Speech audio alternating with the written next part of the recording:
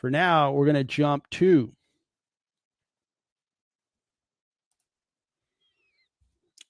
MNDY. MNDY, I think, is Monday. And this is another software company. So I think our friend Noam has got software on his plate. Checking out software companies, that's a very good place to operate. I love software companies. So Monday.com, together with its subs, develops software applications in the United States, Europe, Middle East, Africa, United Kingdom, internationally. The company provides work operating system, cloud-based visual work operating system that consists of modular building blocks used and assembled to create software applications and work management tools. Its products include Monday Work Management that manages workflows, projects, portfolios for team collaboration. This is sounding a little bit like Figma. So let's take a look at their website. I am not familiar with Monday a whole lot, so let's take a peek here. So, of course, everybody puts AI into their business now. Software companies are all over that term. It's more of a marketing action item than it is a development action item, in my opinion. Plan and execute work across projects, sales, marketing, IT, and engineering. Okay. Got it. So your marketing, project tasks, CRM sales, IT support. So they can do. So when you see this, they're competing against ServiceNow. They're competing against Salesforce, competing against Salesforce. ServiceNow doesn't really do Salesforce automation, CRM, but most definitely Salesforce does. They're the dominant player there. They do operations and finance. So they don't do accounting. They're doing like finance requests, kind of requisition requests, and so forth. Okay. So I've got a sense of what they do. They got some big names like Coca-Cola, Universal. Well, this is Universal Music Group, which is not that big. This is a big European company. This is, I believe, a French company, and I don't know how to pronounce that. Okay. Lionsgate is a big studio in Los Angeles. All right. So I got my head around their business. Now let's take a look at their fundamentals. So this company, did they IPO recently? They've been around for a little while. Okay. They've been around since 2021. So we've got a fair amount of data. I like this trend here up until looks like the last month. No bueno over the last month. Down 37%. Holy smokes. What's going on?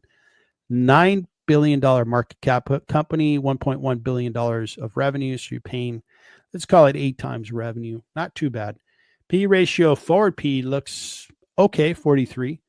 Strong buy with a big discount, according to some analysts. We'll see how many cover it. They are growing at 30%. Looking at the quarterly, there is kind of a drop in the percentage growth rate, but not too drastic. They are getting bigger. The law of big numbers. It's hard to maintain your percentage growth as this number gets bigger because you're comparing last year to this year. And I'm not going to freak out about this number. I'm just going to say, interesting. Okay. It came down what looks like 350 basis points. Okay. Not a big deal. Not a big deal yet. And I see your comment, Brandon. Very good to see you. I'm going to get to it in a few minutes. All right. Free cash flow. I'm really liking this cash flow. I like this cash flow. And this is a business where they sell reoccurring revenue. They sell software as a service. Companies subscribe to it and they pretty much stick to it. If it's good software, they're going to be a customer for the next 10, 20 years. Look at those margins, 89%. Okay. All right. You got my attention. 29% free cash flow margin. Okay. You've maintained my attention. So they're growing. Let's call it 25% going forward. Their free cash flow rate is $325 million. I would say they're worth $10 to $12 billion, maybe $15 billion. And I'm going to go ahead and do a deep dive on this.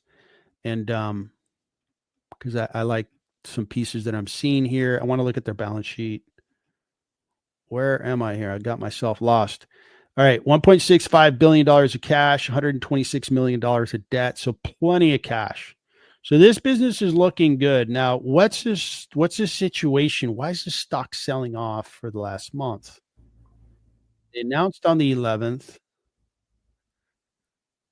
This is August 8th. Is there a story? And then this is, I guess they announced pre-market potentially, and then they sold off. Okay. So earnings were not well received. And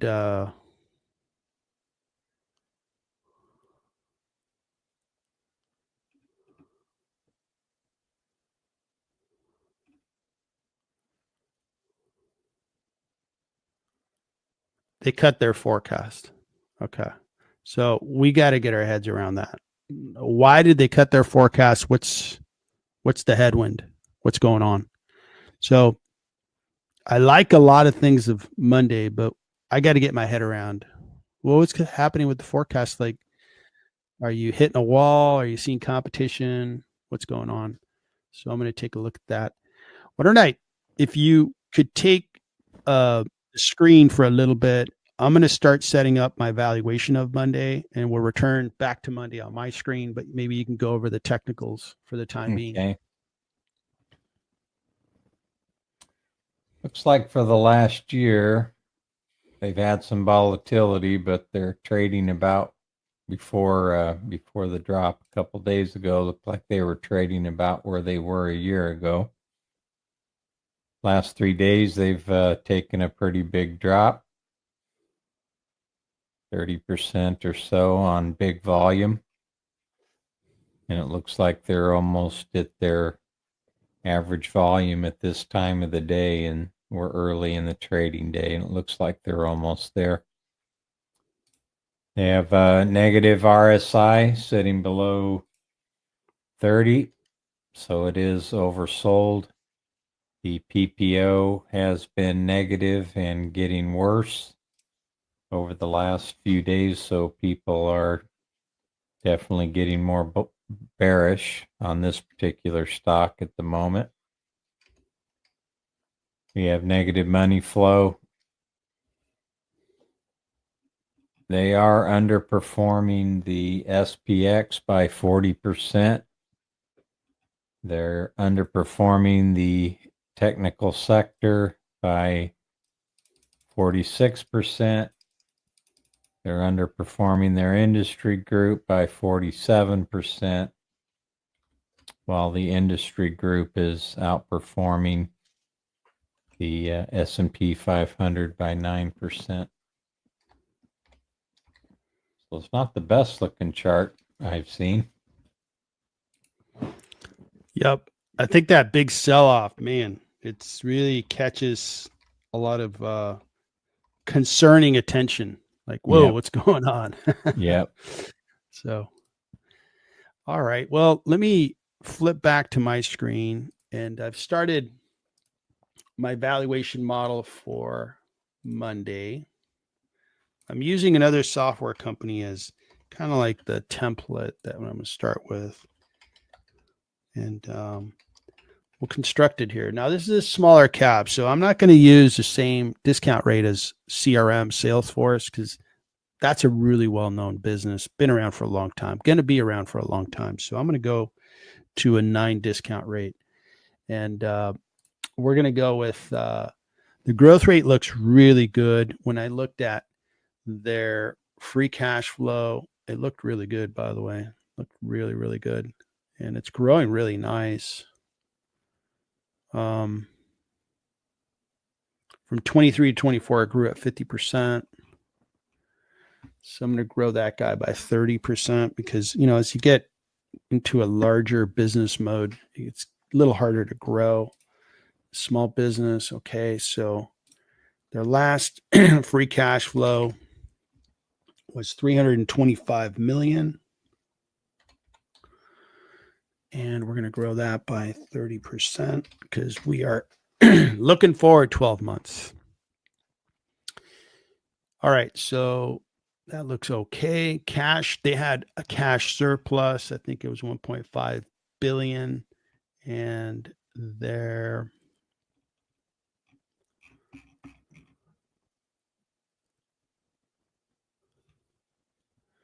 so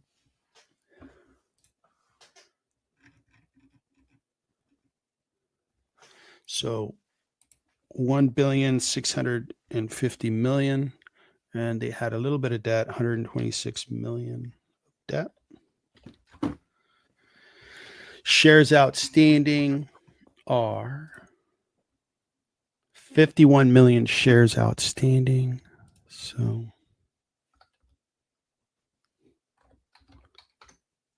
really nice discount on cash flow. That cash flow is really good. Now, maybe we're a little bit concerned about that growth. So we're going to go 25% on the growth. And I'm going to read their guidance and see what the heck's going on there. We'll read it together. Let me bring it over. So here's their earnings release that the market kind of sold off on this news. So they grew 27% year over year. Okay. Financial outlook. So they're going to be total revenue 311 to 313. So they're going to grow at 24 to 25%. Well, that's not the end of the world. Okay. 26%. They're going to grow cash flow by 26%. So I'm not seeing like, oh my God, kind of numbers. These numbers are lower than you would like because they were growing at 30%, 32%. So we're kind of getting lower. We're trending towards a lower percentage growth. Get that. But it's not like, oh my God, shocker. These guys are really struggling. Nope. That's not the case. So stock market's kind of flipping out over information that they shouldn't flip out over, in my opinion. So that's looking okay. Now I'm going kind of fast through this, right? Everybody's got to take a look at their valuation on their own.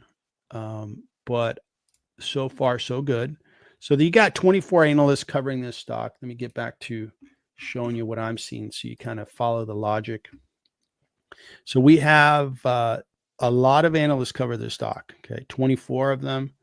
Some analysts are quite optimistic. Hey, this stock could really be $450 million per share. Worst case scenario, it's going to be a $215 stock. Well, that's pretty good by both comparisons. And so that looks good. Let's see if the forecast matches what they guided. So they were guiding mid 20% growth. That's fine. That looks good. That looks good. That looks good. That looks good. And next year, which is 2026, $4.68. Nice growth rate on their profitability. Man, these numbers look good. What is the market thinking?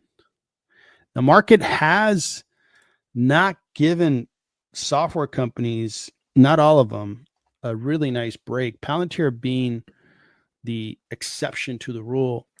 These guys are growing nicely. Man, market doesn't like them, but I'm going to go 15% growth. So maybe they're priced fairly if we go with, a PE that's maybe just less than optimistic. And they are discounted. This is a good looking company. It has really good fundamentals. And I think one thing I want to look at is, so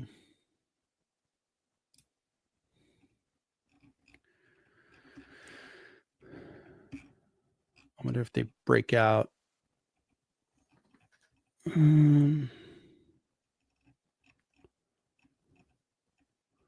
Hoping to see if they would break out. Maybe they do it in other reports and things on their website, but how do they break out? Like what line of business are they selling to? Are they selling to marketing? Are they selling to HR? Are they selling to finance?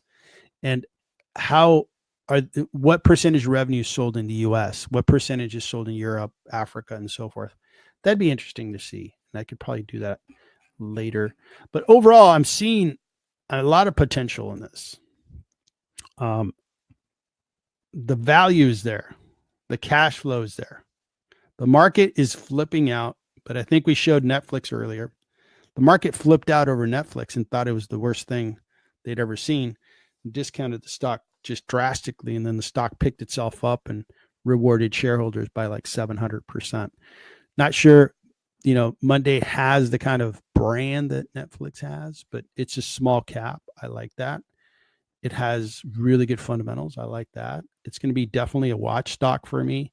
I'm going to keep looking at it and keep track of it. So good one, Noam. Hopefully you found the analysis interesting. We'll keep an eye on it.